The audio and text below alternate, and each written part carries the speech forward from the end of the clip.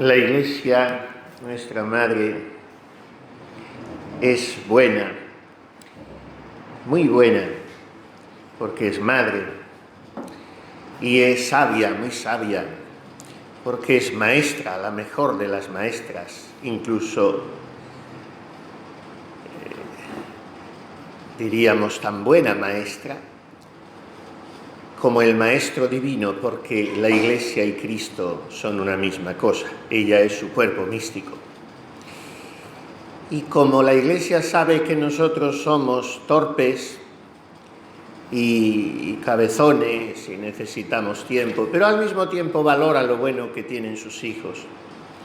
Y ha visto que ayer lo hemos pasado también, en el mejor sentido de la palabra, sentándonos sin prisas, a la sombra de aquel que deseaba nuestra alma con tanta ansia y gustando sus frutos, posándonos debajo del manzano, allí donde nuestra madre fuera violada, donde la naturaleza humana en la persona de Eva cayó, para que nosotros, la esposa, el alma, sea reparada. La Iglesia, que ha visto todo eso ayer, día de la cruz, la exaltación de la Santa Cruz. Antes teníamos 2 fiestas, ahora solo una, pero la reforma litúrgica y los sabios y entendidos y especialistas no han podido con el pueblo. Con el pueblo no se puede. Y el pueblo ha conservado la otra fiesta igual, aunque la liturgia la haya quitado. La invención de la Santa Cruz el 3 de mayo es en todos los pueblos del sur, por lo menos, el día de la cruz. Y se hacen cruces preciosas de flores. Otra cosa es que luego las fiestas con las que se honran tengan que ver con la cruz. Pero ahora tenemos esta fiesta, la exaltación de la Santa Cruz. Y es un poco insuficiente. Miren, casi todas las fiestas litúrgicas son dobletes de los misterios que celebramos en el año litúrgico, misterios de Cristo. Me explico. En la Semana Santa, el Triduo Sacro es lo más intenso, lo más subido, lo más fuerte, lo más granado de todo el año, naturalmente. Todo brota del Triduo Sacro, especialmente de la Vigilia Pascual. Bueno, pues el Jueves Santo es un día tan intenso, tan hermoso, tan cargado de teología eucarística y sacerdotal, que es insuficiente. Y la Iglesia se ha inventado un doblete, una fiesta que sea como que la salpica el Jueves Santo. Y tenemos el día del Corpus Christi, que es otro Jueves Santo. Y como celebrar el sacerdocio es poco el Jueves Santo, tenemos la fiesta de Jesucristo, sumo y eterno sacerdote. Y el Viernes Santo es insuficiente, se nos queda corto para adorar a la cruz. Y entonces tenemos el día de la Santa Cruz, la solemnidad del Sagrado Corazón de Jesús, donde miramos el corazón abierto. Ya son fiestas que celebramos con un tono más festivo, menos penitencial, menos abrumador que cuando las celebramos en Semana Santa. El Sábado Santo dicen que es un día vacío. Ahora se ha puesto de moda decir, el Sábado Santo es un día vacío, porque no hay nada. Bueno, es vacío, eso tiene su razón, litúrgicamente, porque no hay nada. Pero el Sábado Santo es un día lleno de María, puesto que María está vacía de todo el Sábado Santo, porque se ha quedado sin su hijo, y es el día de la soledad de María. El buen hijo, el buen cristiano va a rellenar con su consuelo ese vacío de soledad del corazón de María. Y un día se nos queda corto. Porque si bien lo miramos, el Sábado Santo lo pasamos empleados en preparar la vigilia. Hay que trasladar todas las flores del monumento, que quede precioso. Mire usted qué bonito ha quedado el altar. Se dice siempre el Sábado Santo, a las 6 de la tarde, ya la hermanita está empezando a respirar de que ha colocado ya la última flor junto al cirio pascual. Pero es un día de acompañar a la Virgen. Entonces, como se queda corto el Sábado Santo, vienen otras 2 fiestas litúrgicas, que también se ha perdido una, pero que tampoco se ha perdido, porque el pueblo no le da la gana de que se pierda, que eran los dolores dolorosos de la Virgen, y hoy son los dolores gloriosos. dos maneras de mirar sus dolores. Los dolores dolorosos, mire qué redundancia más dolorida, pues es el Viernes de Dolores. Como pórtico para entrar en la Semana Santa, la Santísima Virgen. Y como despedida de la Semana Santa, la Santísima Virgen. Siempre María, puerta del cielo, la entrada para todo. Y la salida definitiva de esta vida, porque es la puerta del cielo. Bueno, pues el Viernes de Dolores son los dolores dolorosos, porque se inscriben en esa tonalidad, en esa música funeraria de la Semana Santa. Y entonces, como decimos, la fiesta litúrgica se ha perdido, pero en la última reforma del misal, este último misal, dice, teniendo en cuenta que a nivel popular esta fiesta tiene tanto arraigo, pues el Viernes de Dolores, en lugar de la misa de feria de Cuaresma, se puede celebrar una misa propia de la Virgen de los Dolores, total, que es una manera de recuperar la fiesta. Yo la he celebrado siempre, porque si después te sacan una procesión con la Dolorosa, pues es natural celebrar la misa de la Dolorosa, aunque no pega mucho que sea de blanco, pero la misa de la Virgen siempre es de blanco. Bueno, pues hoy son los dolores gloriosos, como los dolores resplandecientes. Miramos a María coronada con corona de tribulación, según esa expresión de Isaías 22:8. Te coronaré con corona de tribulación. Vemos a María resplandeciente, radiante, glorificada, como enseñoreada sobre el pedestal de santidad de sus dolores. Y por eso continuamos en el Calvario como hacíamos ayer. Y hoy es un día profundamente contemplativo. Y por eso estos 2 días, ayer y hoy, la cruz y la dolorosa, nos sirven como pista de lanzamiento del resto de los 6 días de estos ejercicios para hacer lo que llamaría San Ignacio, y nosotros podemos calificarlo así en sentido muy amplio, repeticiones, o lo que llaman los músicos, variaciones sobre el mismo tema. Porque al ir contemplando los dolores de María, que es tanto como decir la personalidad de María, la identidad de María, el ser de María, porque todo está tejido en el dolor. Al ir contemplándolos desde esta ambientación del cantar de los cantares, vamos recorriendo todas las fibras, si pudiéramos hablar así, del corazón inmaculado de María, que vibra siempre al toque del Espíritu Santo con arpegios de inmolación, de entrega, de holocausto.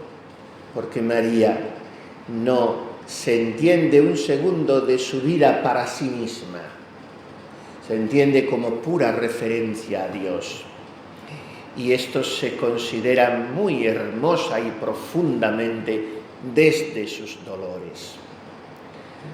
Vamos a ver ahora por qué María es Nuestra Señora de los Dolores, o como le llaman en muchos lugares, sobre todo de Andalucía, Nuestra Señora del Mayor Dolor.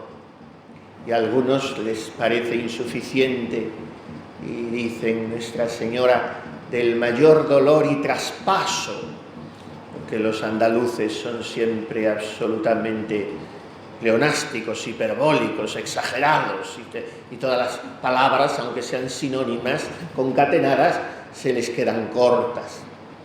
La Virgen del Mayor Dolor y Traspaso, Nuestra Señora del Mayor Dolor en sus 3 necesidades.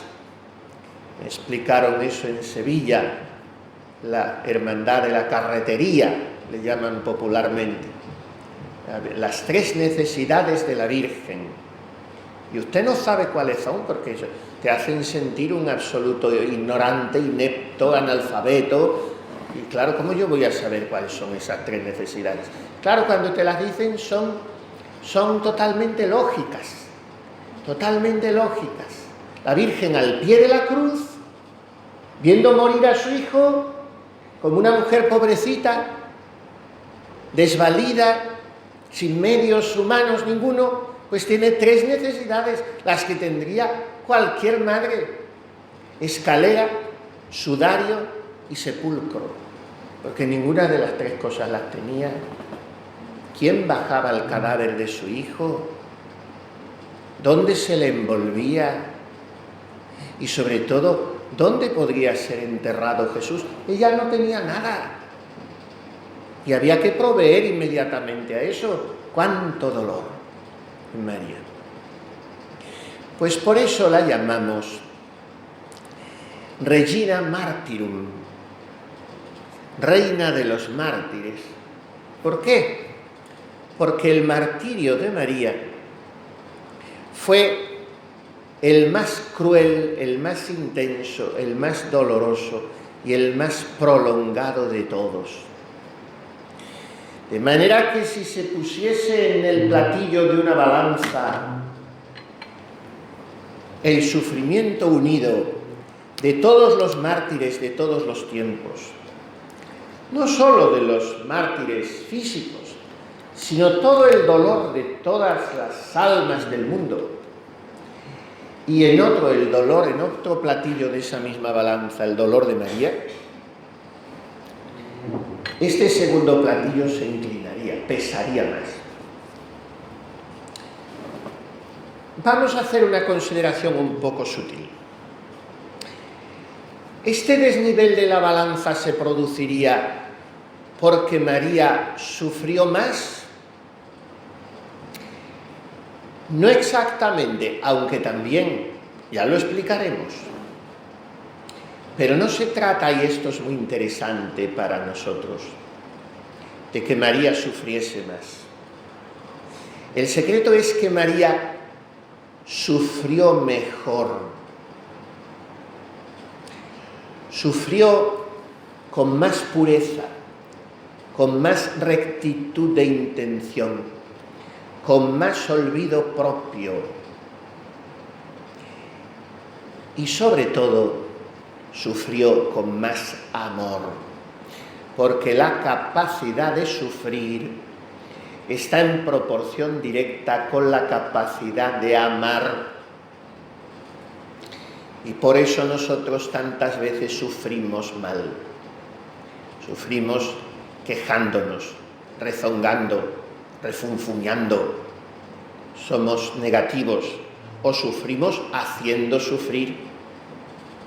Sufrimos queriendo que estén pendientes de nosotros. En María no hay nada de eso.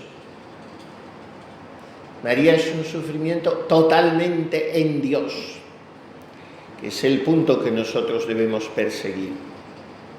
Vivir y encajar todos los sucesos de nuestra vida y todas las facetas de nuestro temperamento, que es una manera de sufrir, encajar todo eso en Dios, en Dios.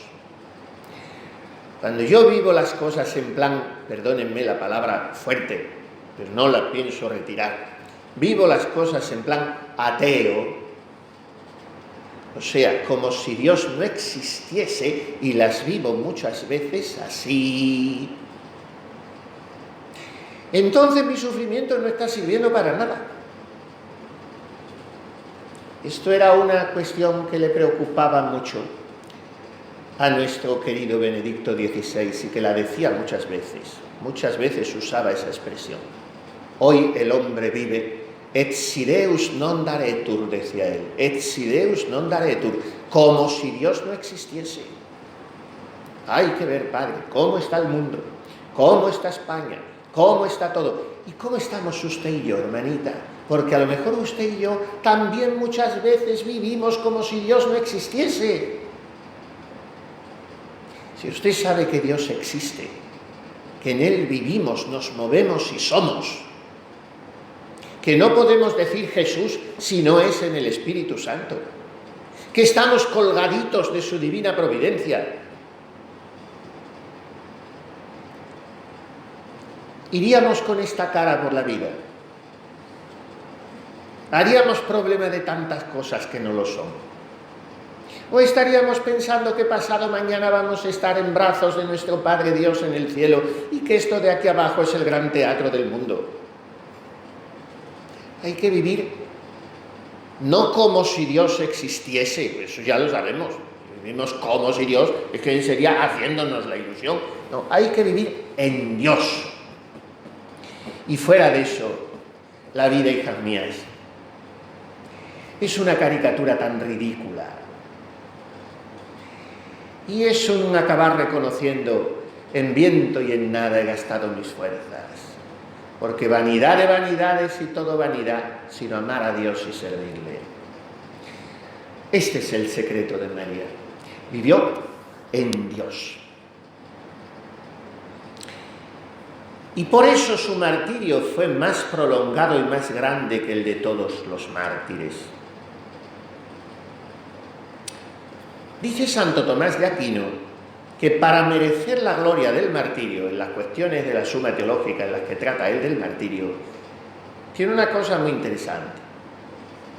El otro día daba yo una plática sobre el martirio en Santa Teresita, que trata muchísimo del martirio, que tuvo siempre desde niña muchos deseos de martirio, y que yo estoy seguro que en el cielo tiene la gloria de mártir, porque lo deseó tanto y vivió tanto el martirio del corazón, también el martirio del cuerpo, porque la tuberculosis que padeció fue terrible y una agonía interminable y apenas sin atenciones médicas. Apenas sin atenciones médicas. Ahora a una religiosa de 25 o 30 años, porque a esa edad empiezan, se le rompe una uña y tiene la comunidad al retortero durante 6 meses recorriendo todos los médicos de la comarca. Santa Teresita le sobreviene una tuberculosis, está sin poder respirar y vomitando trozos del pulmón, y entra el médico a verla, no sé si fueron 3 veces en 2 años, y se murió, no pasaba nada, y además la priora no le daba alivio ninguno, y decía ella, rezando en el coro maitines por la noche, que duraban 1 hora de pie, con el breviario en las manos, el hábito que pesaba 7 kilos, y decía ella, sí, no es una manera de hablar, 7 kilos de verdad pesa. Y entonces decía ella, bueno, si me caigo ya me verán, si me caigo aquí que no puedo más, si me caigo muerta ya me verán. Hay lo que estropea la santidad de las monjas, las preocupaciones por la salud. Santa Teresa lo dice en el Camino de Perfección. Dice, cuando es grave el mal, él mismo se queja. Cuando es grave el mal, para eso está la superiora que de hermana, ¿qué le pasa? Que tiene mala cara, que te duele, que le... Superiora lo ve, no le falta. Hombre, si es una cosa grave y no lo ven, hay que decirlo, eso sí. Pero si no, cuando es grave el mal, él mismo se queja. Y dice Santa Teresa, la monjita que hoy no va al coro porque le va a doler la cabeza mañana. Mañana no va porque le duele y pasa mañana porque le ha dolido, y todo eso lo hace para guardar bien la regla, resulta que no la guarda nunca. Y luego va a la superiora adelgazando la voz, dice Santa Teresa, enflaquece la voz para dar más pena, y la pobre superiora sabe que no es para tanto, pero prefiere que peque la monja mintiendo a pecar ella no atendiéndola. Y al final pues la lleva a todos los médicos. Bueno, pues no sabemos sufrir, nos damos demasiada importancia. Si ustedes se ríen, pues ríanse menos y quéjense menos también, porque es que empiezan a los 20 y tantos años. Yo me admiro de esto. A mí no me da tiempo, no voy nunca al médico, a lo mejor mañana tengo que empezar a ir todos los días, pero de momento no voy porque no me da tiempo a pensar que estás mal, está ocupado y no te da tiempo. Y si tienes algo, ya se me pasará. Y si pasa un mes y no se te ha pasado y ves que va a ser de cuidado, pues se dice. Bueno, pues cuando se vive en Dios, todas esas preocupaciones quedan fuera. Santa Teresita tenía una especie de santa obsesión por el martirio. Lo pedía. Y estaba convencida de que el Señor escucharía sus deseos.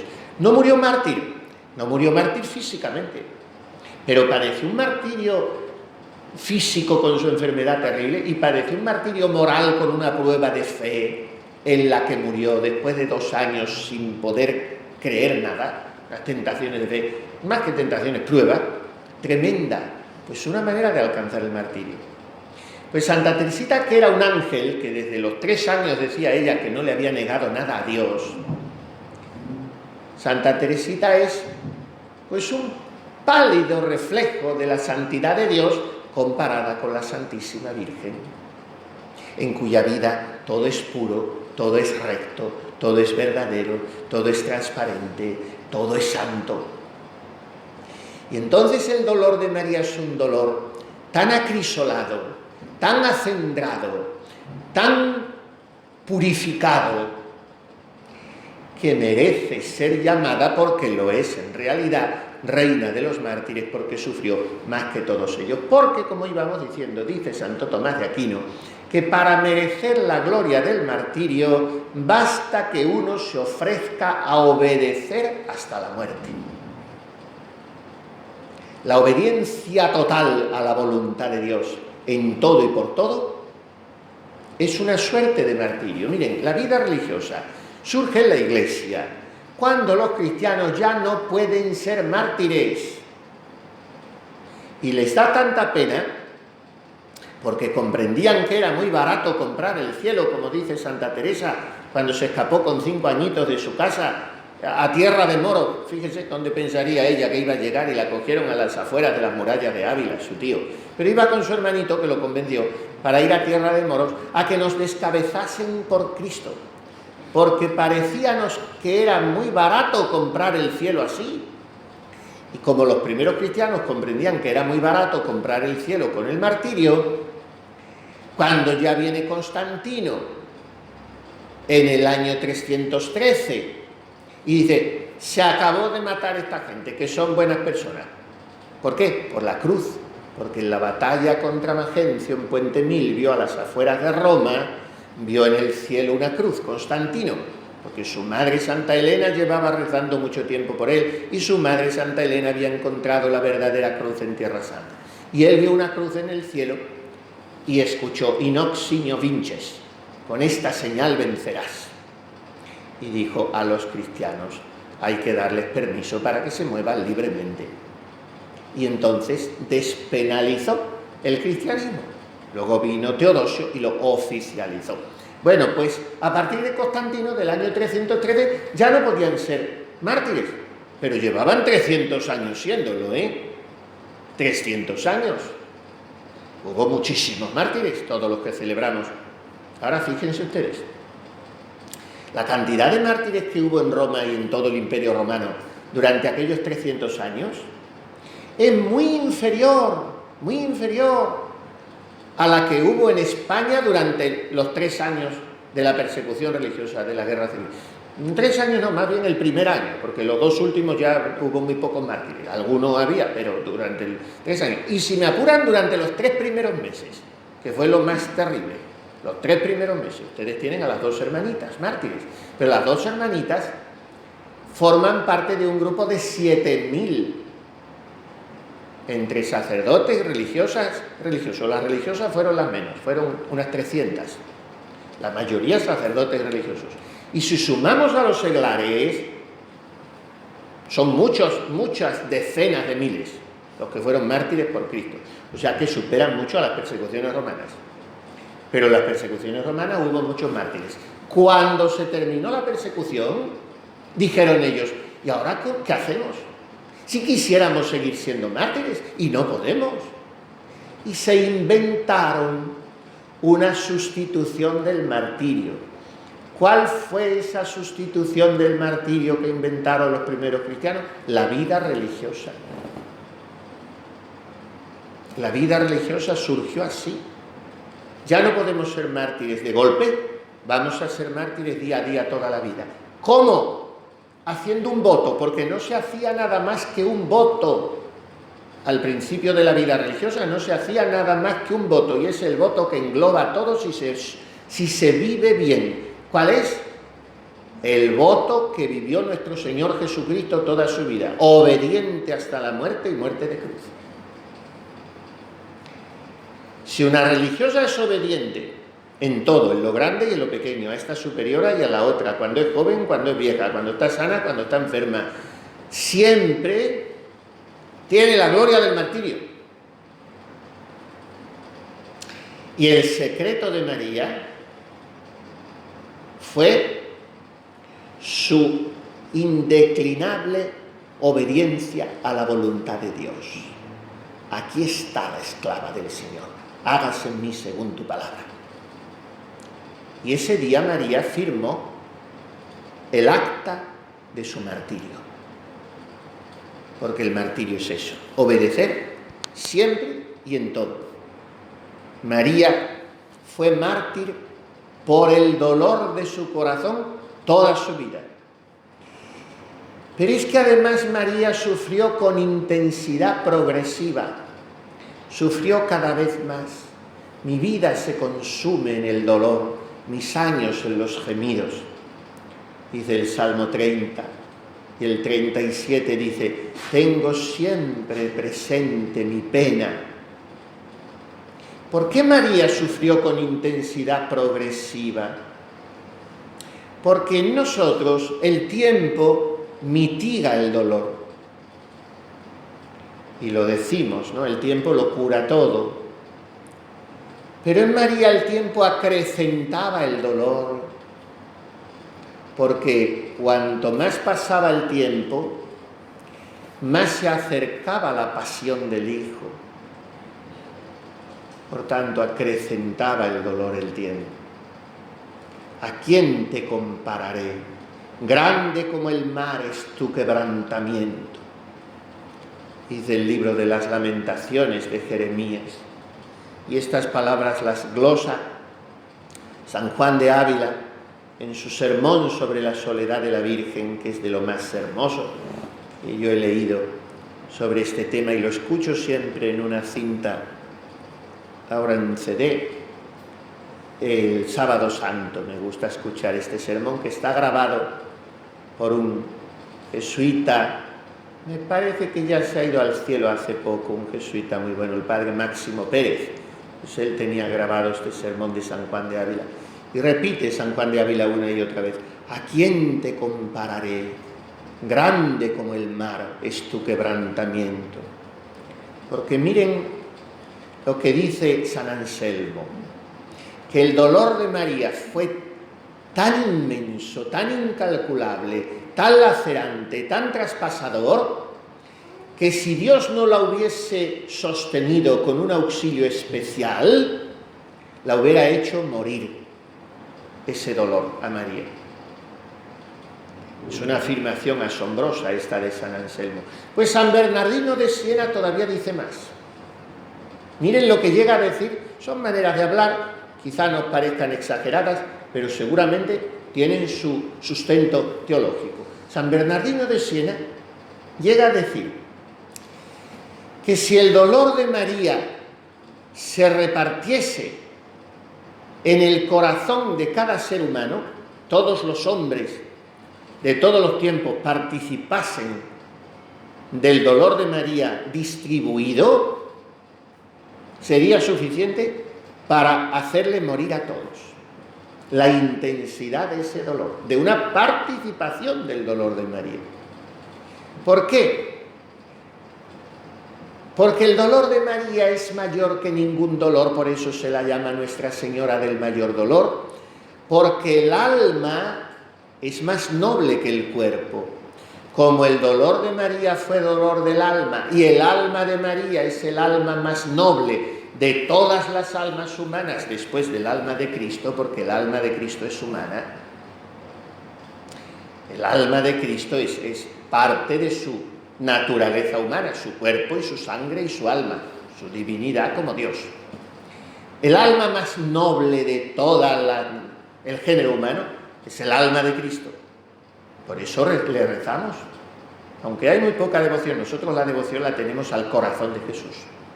Pero Sor Isabel de la Trinidad tiene una devoción inmensa al alma de Cristo. Se le había metido un dominico que les predicaba mucho, muy buen teólogo, y recién entró en el convento esa misma tarde de postulante. Se le perdió a la priora, ya le habían enseñado el convento y le dijo la priora, voy a buscarla, o la madre maestra, y la encontró en el patio del claustro mirando muy fijamente a un crucifijo de piedra como embelesada. Y pasó la superiora y le dijo, ¿qué hace aquí, hija mía? Y le sonrió Sor Isabel con sus 21 años que acaba de entrar. Y le dijo, madre, me estoy pasando al alma de mi Cristo. Transfundirnos en el alma de Cristo. El alma de Cristo es la personalidad de Cristo, el carácter de Cristo, la manera de ser de Cristo. Y le preguntaron una semana después a Sor Isabel un cuestionario, le pusieron en la celda, con muchas preguntas. ¿Cuál es su santo preferido? ¿De qué manera le gustaría morirse? ¿Cuál es la virtud que le gusta más? Y le decían, ¿cuál es su libro preferido? Su libro preferido, cualquiera hubiéramos dicho, pues la Sagrada Escritura, o el Kempis, yo qué sé. Y dijo Sor Isabel, el alma de Cristo. En ella encuentro todos los secretos de Dios. Mi libro preferido, el alma de Cristo. Pues el alma de Cristo es la más noble de todas las almas, de todos los hombres, de todos los tiempos. La segunda alma más noble de una pura criatura humana, por eso el género humano ha encontrado su culmen en una mujer, no en un hombre, que Jesucristo es perfecto hombre, pero es perfecto Dios. Quien es absolutamente pura criatura y la más excelsa de las criaturas no es un hombre, es una mujer, María Santísima. Y después ya no crean que viene otra mujer, ya es suficiente. Ya después viene nuestro Padre San José, que este ya es un hombre. Bueno, pues el alma de María es la más noble de todas las almas del género humano. Como el alma de María es la más noble y el alma es más noble que el cuerpo, el dolor del alma es el dolor más exquisito, más excelente, más puro. Y por eso María es la reina de los mártires. Además, María entregó la vida de su hijo, que amaba más que la suya. En el Calvario había dos altares, el altar de la cruz y el altar del corazón de María.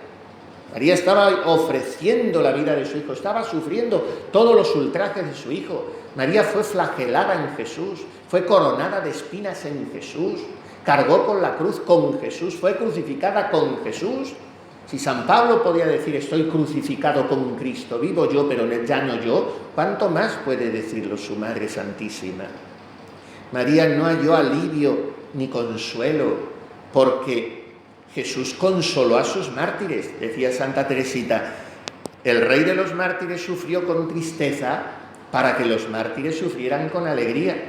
Jesús renunció a todo consuelo en su pasión para consolar a nosotros, a todos, cuando sufrimos. Pues como María vivió una absoluta identificación con la pasión de su hijo, María sufrió como Jesús, tanto como Jesús, y todos los ultrajes de Jesús, sin alivio ni consuelo. Donde hay supremo amor, hay supremo dolor. Y no ha habido un hijo más amable que Jesús, ni ha habido una madre más amante que María. ¿Por qué aceptaba María padecer así? Porque es corredentora por amor nuestro. Y por eso María merece todo nuestro amor y nuestro agradecimiento. Traducido en una santa costumbre que nosotros debemos adquirir, de acariciar sus dolores, de embalsamarlos, de suavizarlos, de consolarlos. A ti una espada te traspasará el alma. Esta es la profecía de Simeón, que es el primer dolor de María y del que brotan todos. Una espada te traspasará el alma. Es impresionante pensar en una madre que conoce desde el principio los futuros padecimientos de su hijo. Han de pasar 33 años, pero María los tiene presentes cada minuto de su vida, como le reveló a muchísimos santos, Santa Brígida, Santa Teresa. María le reveló, nunca estuve un momento sin tener presente la pasión de mi hijo. Por eso María vivió una continua inmolación. Y por eso María aceptó con fortaleza ese sufrimiento progresivo, la profecía de Simeón.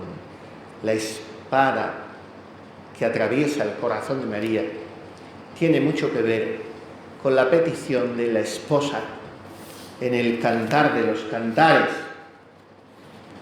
Ponme como un sello sobre tu corazón, como un sello sobre tu frente, porque fuerte es el amor como la muerte, cruel la pasión como el abismo. De esto hablaremos con el favor de Dios después, de que en María el dolor de amor o el amor doloroso es un sello en su corazón de esposa, virgen y madre. Quedémonos hoy sentados a la sombra del manzano, a la sombra de aquel que tanto desea nuestra alma. Y como no sabemos mirarle con ojos puros, como no sabemos llorar con ojos limpios, como no sabemos orar con boca inocente, como no sabemos sentir con corazón limpio, miremos a María que está allí y que ella nos enseñe a contemplar al crucificado y a poder decir: estoy crucificado con Cristo como María. Vivo yo, pero ya no yo, es Cristo quien vive en mí.